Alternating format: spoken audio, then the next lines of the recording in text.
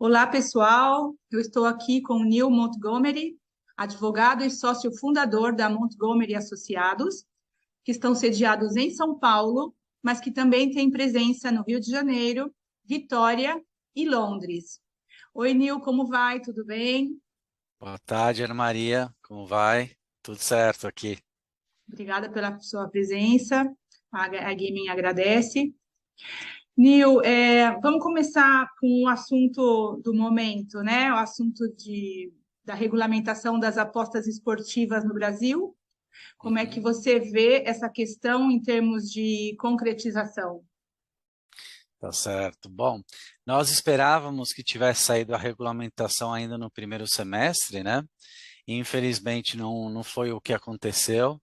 Até pensávamos que talvez fosse sair a regulamentação até abril, quando foi realizada a ICE em Londres, né, inclusive onde eu palestrei também, mas houve uma frustração que naquela época não saiu.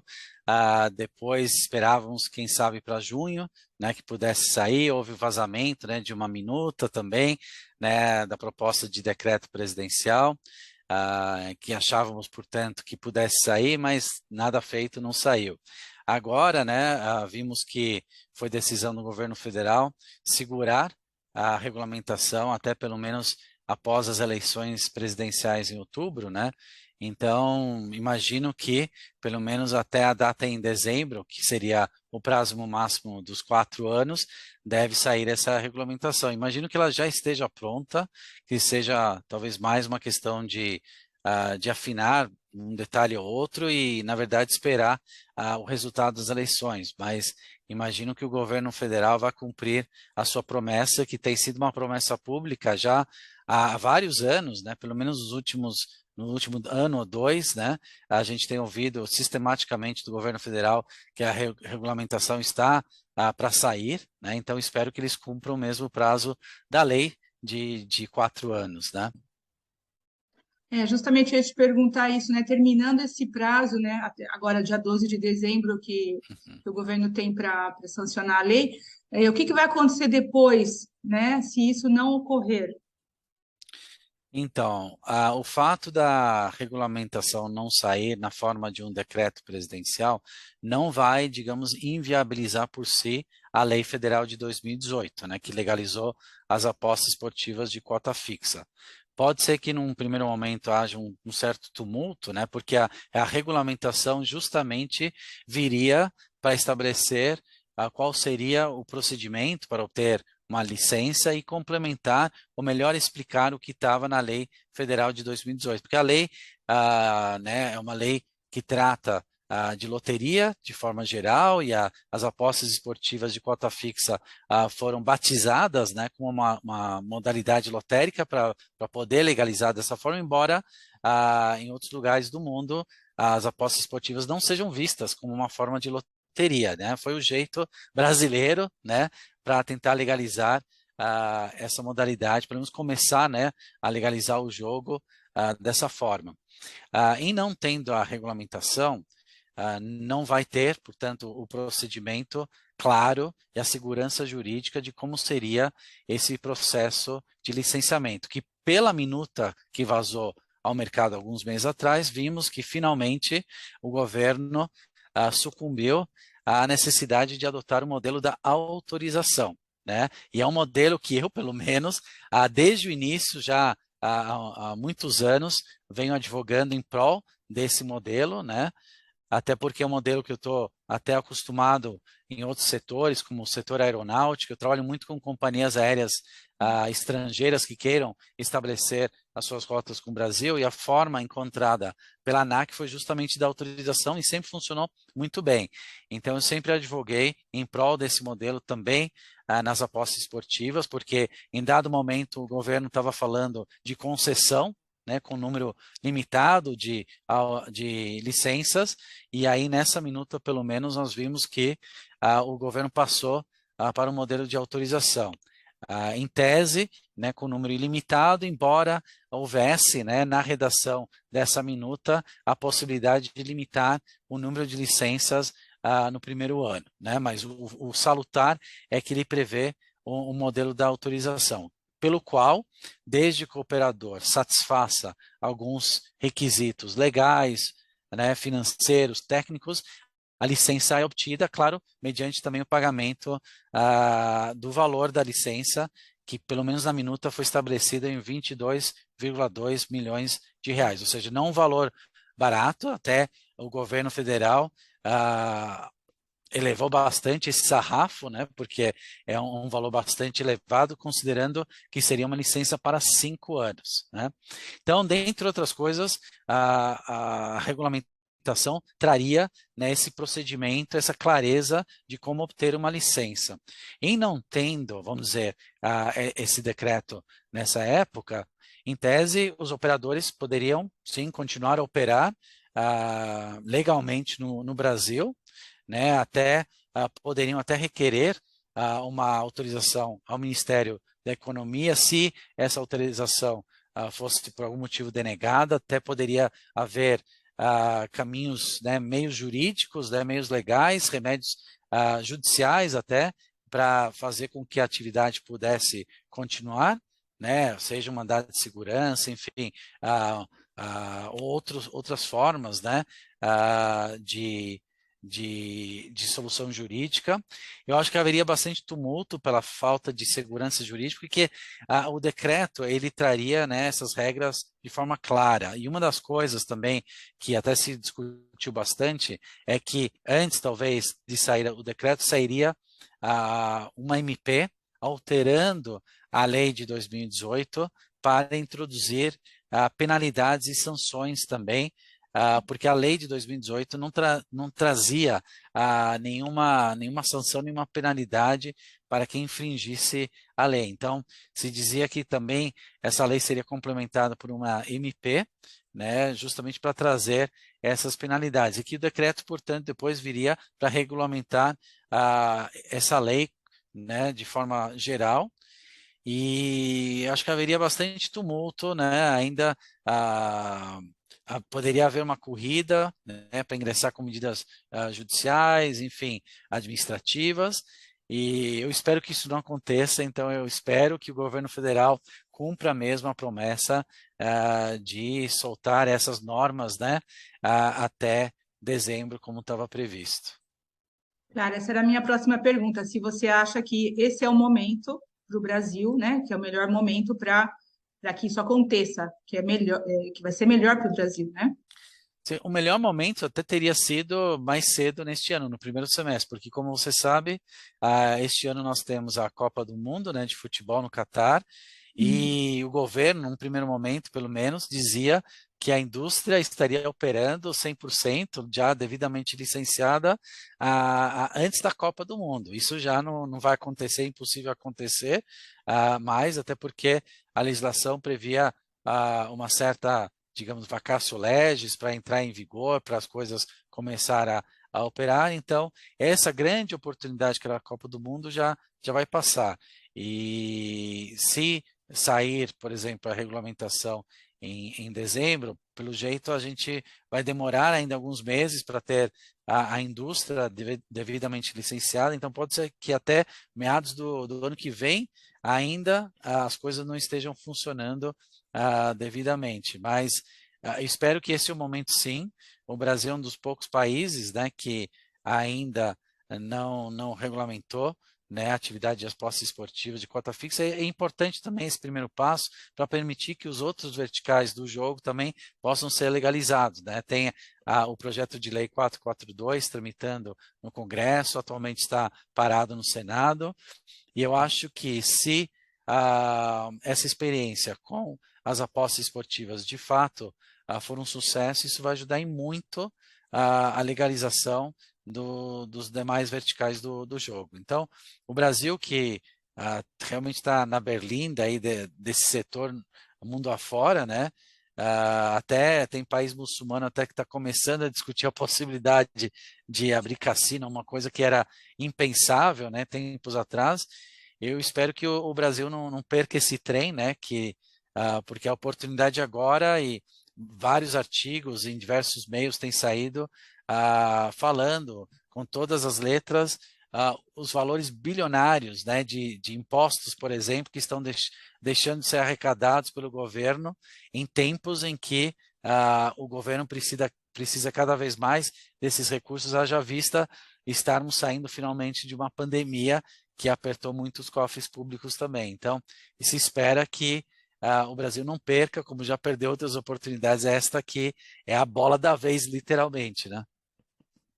A questão da pandemia, acredito que tenha ajudado também o crescimento, porque a indústria de jogos e apostas está em franco crescimento, mesmo ainda não tendo uma lei, né? Imagine quando houver essa lei, o que que vai acontecer. A Você lei já acredita que, existe, tá? Não existe a claro, regulamentação ainda. A lei exato, seria a de 2018, né? claro, eu me expressei mal. Uhum. Eu quis dizer assim, se você acha que isso é um reflexo, né, do mercado, da certeza de que vamos ter essa aprovação no final do ano, ou logo em breve, né?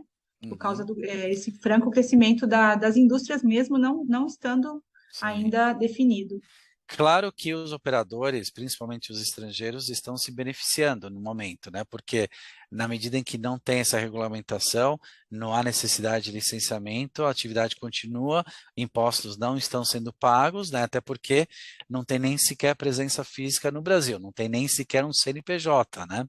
Então, para muita gente está fazendo sentido e estão ganhando muito dinheiro, mas para aqueles operadores sérios que sempre consideraram o mercado brasileiro como um grande atrativo, mas que querem entrar pela porta da frente, né? E que, portanto, desejam ter uma licença e operar corretamente, para esse tipo de empresa, sim, né? A falta de regulamentação está afetando muito.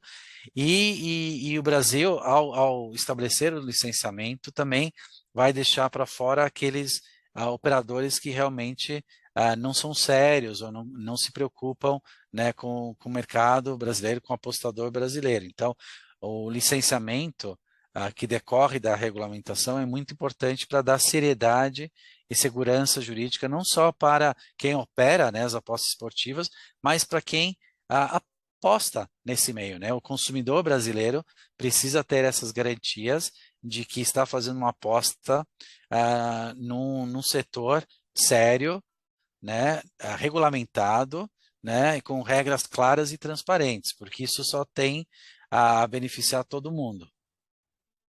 Exatamente. A questão dos impostos, aqui a previsão é de que o mercado regulamentado de apostas possa movimentar entre 20 e 100 bilhões de reais É muito por dinheiro ano. mesmo, é muito dinheiro. Isso representa para o Brasil uma perda muito grande, não? Sim.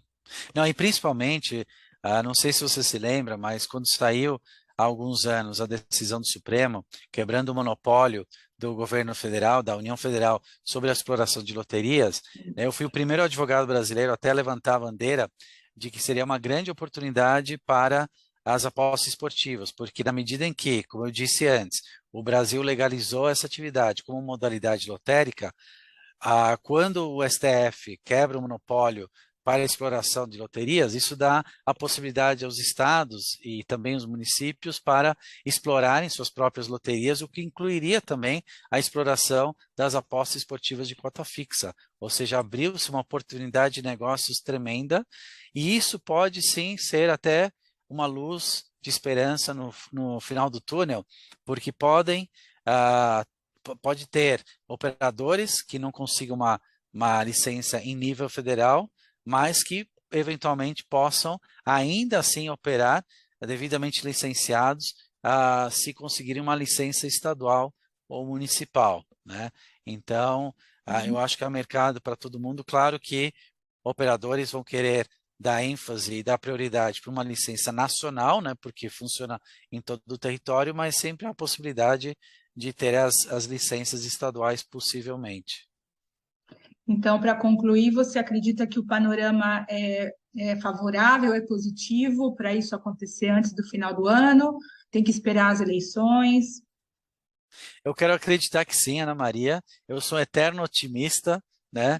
E espero mesmo que o governo possa cumprir essa promessa. Não sabemos, né, se o atual governo vai continuar ou se vai ser trocado por outro, mas espero que que sim, porque o Brasil internacionalmente tem se comprometido em legalizar e regulamentar esse setor há muito tempo. Eu quero pelo menos poder voltar para a AIS ano que vem, em fevereiro, e já ter esse arcabouço jurídico todo laid out, né, para que a gente possa discutir coisas concretas, né, de como vai o processo de licenciamento e poder trazer investimentos para o Brasil, porque o licenciamento também vai gerar novas oportunidades de investimento, geração de emprego, né? Porque tudo indica, né, que os operadores, para conseguir uma licença, vão ter que se estabelecer aqui no Brasil, né, e ser a entidade brasileira, se quer uma filial, quer uma subsidiária, né, requerendo a licença. Então, isso deve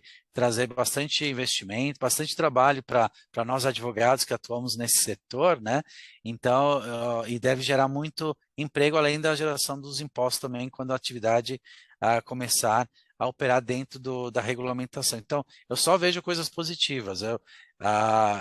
Seria realmente colocar, né, um tampão no olho e não ver as oportunidades que só todo mundo tem a ganhar aqui. O jogador, o operador e o governo. Todo mundo ganha dentro da regulamentação.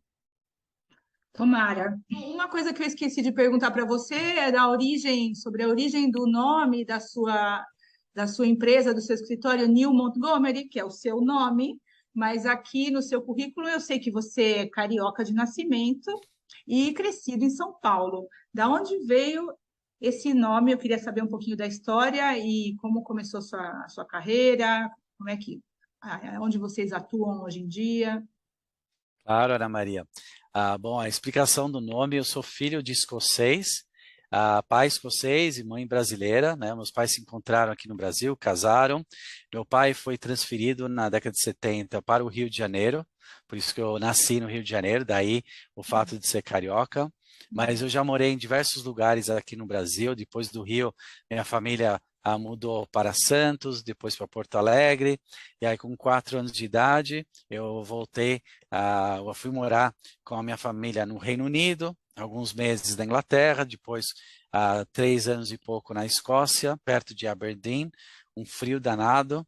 Aí meu pai foi transferido novamente para a empresa que trabalhava para Lima, no Peru, então fiquei 6 anos lá em Lima. Foi bom, porque lá eu aprendi o espanhol, falo o espanhol fluentemente hoje também, e daí, com quase 14 anos, minha família decidiu voltar para o Brasil e para São Paulo especificamente. Então, eu concluí a escola na escola britânica da época, o St. Paul School. Acabei entrando nas famosas arcadas, né, do Largo de São Francisco, na Faculdade de Direito da USP.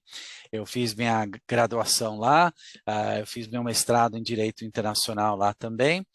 E na fase adulta eu cheguei a morar também em Londres. Em 2003 eu trabalhava para um escritório inglês de advocacia que tinha uma presença aqui no Brasil. Pude trabalhar um pouco menos de um ano na sede desse escritório em Londres, né? E isso abriu um grande horizonte para mim, que anos depois me daria a sementinha, né, para poder ter um escritório próprio, né? E em 2013 eu fundei o Montgomery Associados, né?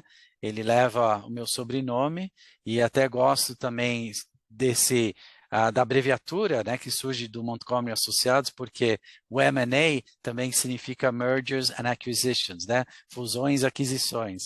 E eu gosto de falar assim que em Brasil M&A is done better with M&A, Montgomery Associados. Então, eu criei um modelo de negócios que é a nossa marca registrada hoje em dia, né, que é o Lean Full Service, né? E o que é isso?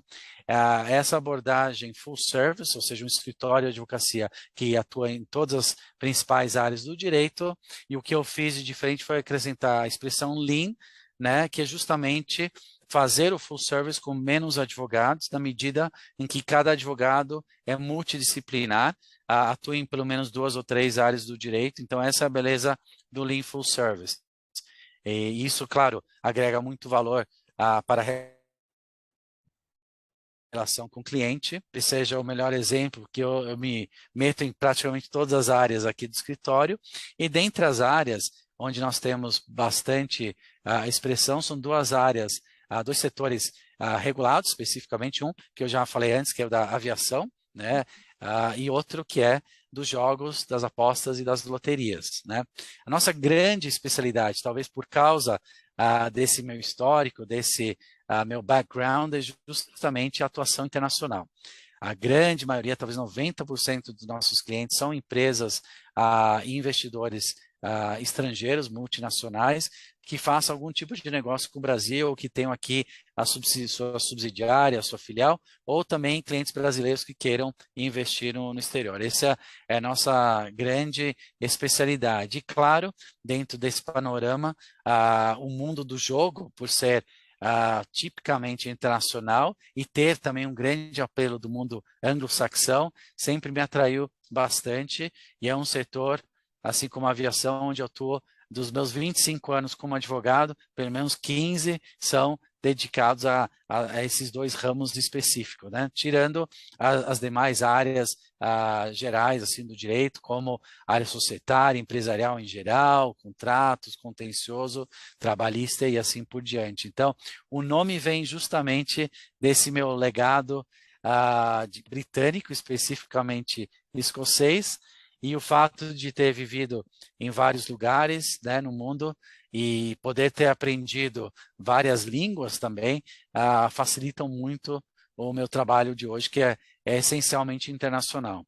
E eu escolhi direito inicialmente porque eu pensava em ser talvez um diplomata brasileiro. Eu cheguei até, depois que eu me formei no Largo de São Francisco, prestar a prova do Rio Branco, né, para ingresso lá no Itamaraty, mas eu vi que era algo que eu não queria fazer, achava muito rígido, não pagava tão bem também, e aí eu acabei, né, sempre seguindo a trilha do advogado internacionalista, e hoje em dia, né, passado já 25 anos como advogado, e tendo trazido tanta empresa para o Brasil, eu me considero um verdadeiro embaixador do Brasil, pelo menos na esfera privada. Então, se um dia eu tive o sonho de ser um diplomata, né, de ser um funcionário público, né, promovendo o Brasil mundo afora.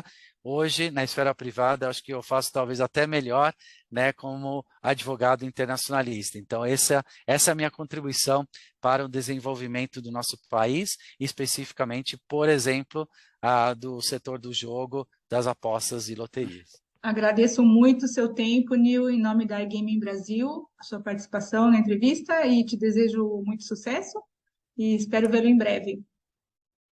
Muito obrigado, um abraço a todos os amigos, ao Flávio em especial, e foi um prazer, como sempre, participar dessas oportunidades. Podem sempre contar comigo e com o Montgomery Associados aqui no Brasil. Obrigada, Nil, um abraço. Até a próxima. Tchau, Até a tchau. próxima. Tchau, tchau.